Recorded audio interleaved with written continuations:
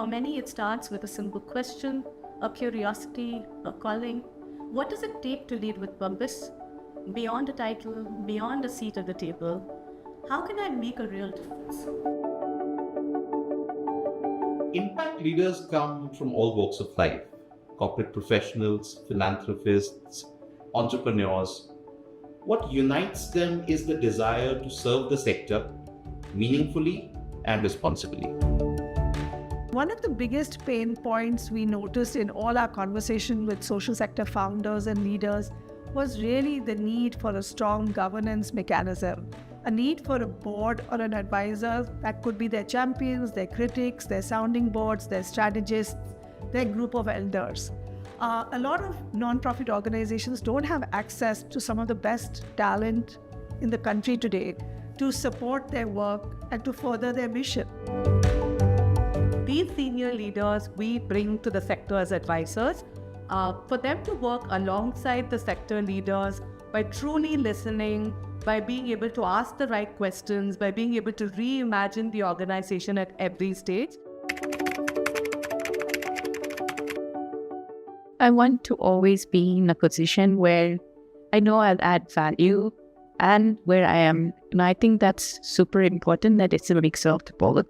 You need to really empty everything out and bring a very humble attitude to the program, because what you're going to learn is about completely new.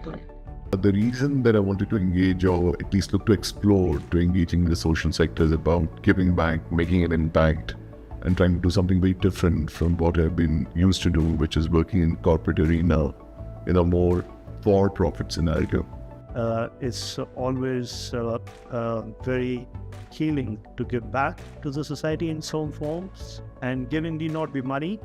It could be your time, your resources, your skills, your empathy, your passion. Each human life is made special through a word and through a touch.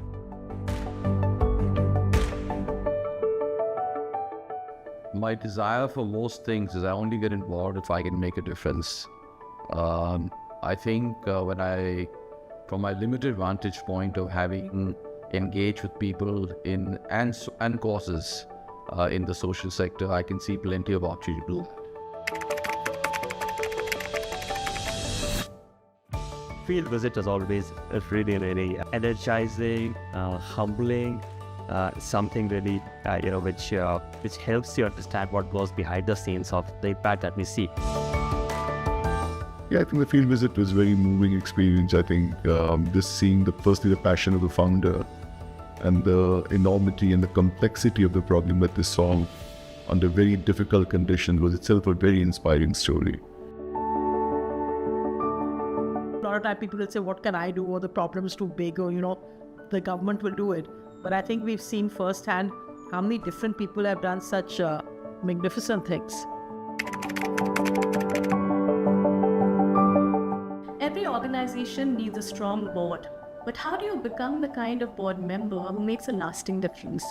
Board membership, like I said earlier, if you compare it to Mahabharata, and if Arjuna is the founder, then you are the Yudhishthira. You are sort of bringing dharma into the organization. You are being the wise person, giving sage advice. That's the role. Don't sign up to become a board advisor immediately. Go check the organization out. Spend time on the ground with the organization. See how the founder and you the chemistry which you guys have. Give it 6 months of courtship. And only then decide to say, you know what, this is an organization I want to work with long term. I think an effective board leader would be someone who is able to get things done, which is build up a good equation and support the CEO, help the organization, be able to give time when needed, and be a custodian for all stakeholders. A good board is one that is, I think, involved, engaged, but restricts its work to governance and does not get into management versus micromanaging the organization. Leave that to the CEO and the rest of the staff. I really want to focus on that part for myself. What is my identity? What is my purpose? So that I can then find the right fit for myself. There are lots of people who are interested in doing this work. Bringing like-minded people together has been very enriching. I have learned a lot from them. So I'm sure we will collectively and individually bring about change. I think the first is the impact. It's been a deeply personal journey. It's been 3 days, but I think really the emotional impact that was packed into those 3 days has been really exemplary. Awakening in a certain way, or it's a calling which may have come in later. It has come in the sense that you want to give something back to the society in a much more meaningful way, leave a legacy, and whatever you may have learned in some way, if that can contribute to the betterment of the society and nation building. The way I would encapsulate my learnings over the last 3 days is that today I may not have all the answers, but I know where to find them now.